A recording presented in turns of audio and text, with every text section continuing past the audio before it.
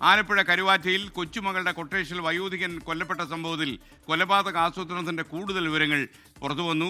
അന്വേഷണം വഴിതെറ്റിക്കാൻ കുറ്റാരോപിതരായ 4 കൗമാരക്കാരും നന്നായി ശ്രമിക്കുന്നുണ്ട്. പോലീസ് പിടിച്ചാൽ പറയാൻ മുൻകൂട്ടി ഒരു കഥ അവരുണ്ടാക്കി. എന്നാൽ ചോദ്യം ചെയ്യൽ അത് വ്യാജമാണെന്ന് പോലീസ് കണ്ടെത്തുകയും ചെയ്തു. കുറ്റാരോപിതർക്കായി പോലീസ് ഇന്ന് ജുവനൈൽ ജസ്റ്റിസ് ബോർഡിൽ കസ്റ്റഡി അപേക്ഷ കൊടുക്കും. അശ്വിൻ പാലാഴി കരുവാറ്റയുടെ പുതിയ വെളിപ്പെടുത്തലുമായി നമുക്കൊപ്പം ചേരുന്നു. ഗുഡ് മോർണിംഗ് അശ്വിൻ, വിശദാംശങ്ങൾ.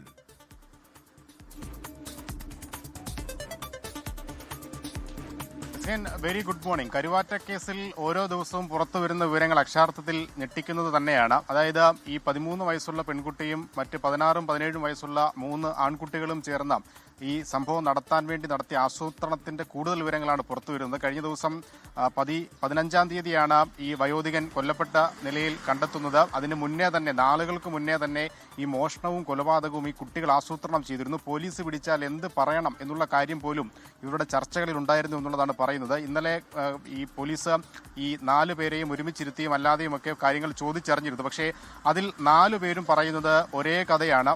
പുള്ളി തെറ്റാതെ ഒരേ കാര്യങ്ങൾ 4 പേരും പറയുന്നതാണ് പോലീസിനെ ഈ ഒരു ആസൂത്രണത്തിന്റെ കൂടുതൽ വിവരങ്ങളിലേക്ക് എത്തിച്ചത്. അതിനിടെ ഈ കുട്ടിയുടെ അച്ഛൻ, അതായത് സ്വന്തം അച്ഛൻ, 13 വയസ്സുള്ള കുട്ടിയുടെ സ്വന്തം അച്ഛനാണ് ഈ കൊലയ്ക്ക് പിന്നിൽ എന്നുള്ള ഒരു വ്യാജമൊഴി നൽകി അന്വേഷണം വഴിതെറ്റിക്കാനും 13 വയസ്സുകാരി ശ്രമിച്ചു എന്നുള്ളതാണ് പോലീസ് പറയുന്നത്. ഇപ്പോൾ ആ കുട്ടി ഉള്ളത് 2ാം അച്ഛനും അമ്മയ്ക്കും ഒപ്പമാണ്. പക്ഷേ ഇതുമായി ബന്ധപ്പെട്ട് പോലീസ് കൂടുതൽ വിവരങ്ങൾ തേടിയിരുന്നു. ഈ പെൺകുട്ടിയുടെയും ആൺ സുഹൃത്തിന്റെയും മൊബൈൽ, വാട്സപ്പ് ചാറ്റുകൾ പരിശോധിച്ചതിലാണ് ഈ കഥ പൂർണ്ണമായും വ്യാജമാണെന്നും അച്ഛൻ ഇതിൽ പങ്കില്ല എന്നുമുള്ള വിവരം കണ്ടെത്തുന്നത്. എന്തായാലും കൂടുതൽ ചോദ്യം ചെയ്യലിനും വിശദമായ പരിശോധനയ്ക്കുമൊക്കെയായി 4 പേരെയും കസ്റ്റഡിയിൽ വാങ്ങാൻ ഒരുങ്ങുകയാണ് പോലീസ്.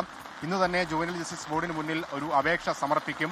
അതിൽ ബോർഡാണ് അന്തിമ തീരുമാനം കൈക്കൊള്ളേണ്ടത്. എന്തായാലും കൂടുതൽ വിവരങ്ങൾ പുറത്തു വരുമ്പോൾ എന്താണ് ഇതിന് പിന്നിൽ നടന്നത് എന്നുള്ള കാര്യത്തിൽ ഒരു വ്യക്തതയുണ്ടാകും. Okay, thank you Ashwin. നല്ല മഴ പെയ്യുന്നില്ല അശ്വിൻ. ആലപ്പുഴ എങ്ങനെയുണ്ട്? മഴ എങ്ങനെയുണ്ട്? നെഹ്റു ട്രോഫി അടുത്തപ്പോഴത്തേന് മഴയും കൂടുകയാണോ? നല്ല മഴയാണ്. ഇന്ന് രാവിലെ പെട്ടെന്ന് പെയ്ത മഴയാണ്. ഇനിയിപ്പോൾ മറ്റന്നാൾ വള്ളംകളിയാണ്. അതിനെയൊക്കെ പ്രതികൂലമായി ബാധിക്കുമെന്ന ആശങ്കയും നിലവിലുണ്ട്. എന്തായാലും മഴ തകർത്തു പെയ്യുന്നുണ്ട്. Okay, thank U. മഴ പെയ്യട്ടെ. നമ്മൾ മഴയെ തടഞ്ഞിട്ട് കാര്യമില്ലല്ലോ.